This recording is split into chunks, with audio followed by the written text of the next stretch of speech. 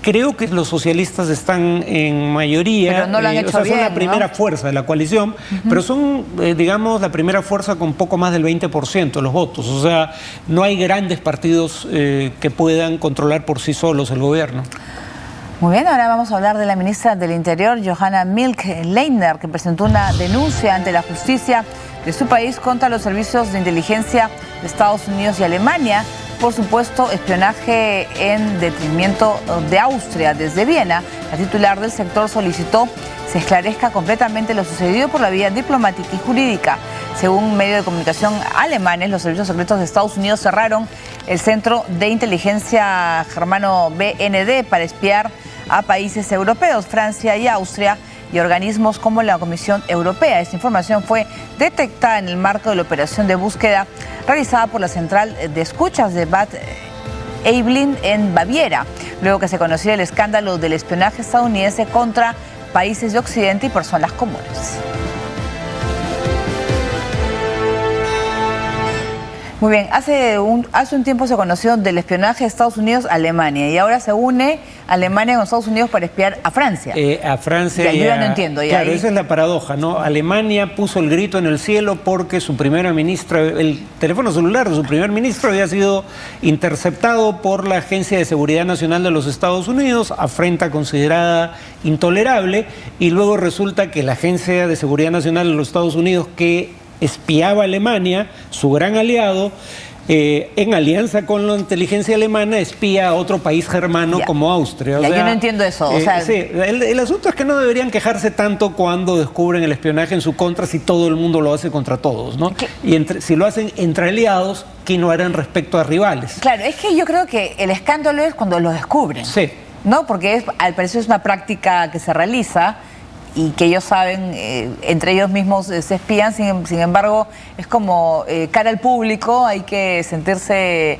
fingir ofensa. Fingir ofensa, ¿no? Sí. Cuando en realidad siguen siendo amigos. Muy bien, vamos a continuar con otros temas. Los profesores, estudiantes y padres de familia de 7 ciudades italianas salieron a protestar contra la reforma educativa de Matteo Renzi, que otorga mayores poderes a los directores de los colegios y establece la posibilidad de financiarse de manera privada.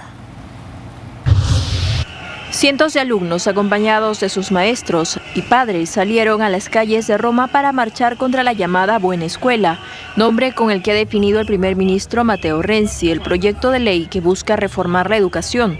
La iniciativa de ley consta de 24 artículos y tiene entre los puntos más criticados el mayor poder que se concederá a los directores, quienes podrán decidir sobre contrataciones, premiaciones y castigos a docentes.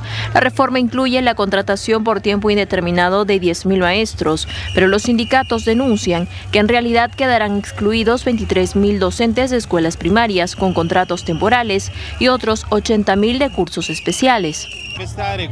Tenemos una escuela que se basa en la prestación del servicio de educación para toda la comunidad. Ahora quieren sustituir eso por una escuela que divide a los alumnos en primera y segunda clase.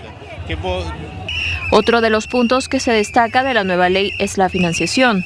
Se prevé que se pueda devolver la asignación tributaria del impuesto sobre la renta al centro educativo, que se prefiera, bajo la modalidad del patronato o mecenazgo.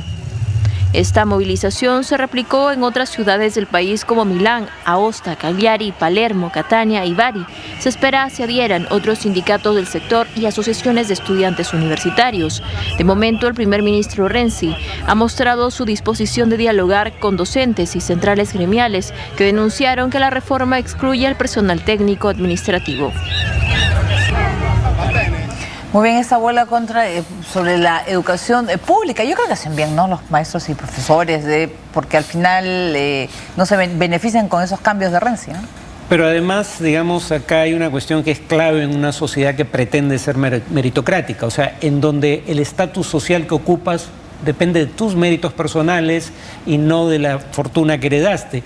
Y es que para que eso sea posible tiene que haber acceso universal a educación de calidad. Y Igualdad ahí donde también, la claro. gente no puede pagarla, la educación pública debería proveer esa educación de calidad accesible para todos. Y el tema es que cuando empieza a haber financiamiento privado para la educación pública, lo que terminas creando son diferentes calidades dentro de la propia educación pública. Es un poco lo que pasa en Estados Unidos. Si tú vas a un colegio público en Manhattan, vas a recibir una mucho mejor educación que si vas a un colegio público en Harlem, todo dentro de la ciudad de Nueva York.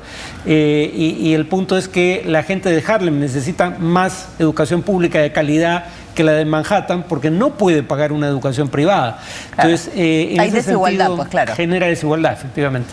Muy bien, nosotros vamos a hacer, Farid, una pausa y vamos a regresar con los preparativos al celebrarse los 70 años del Día de la Victoria. Volvemos.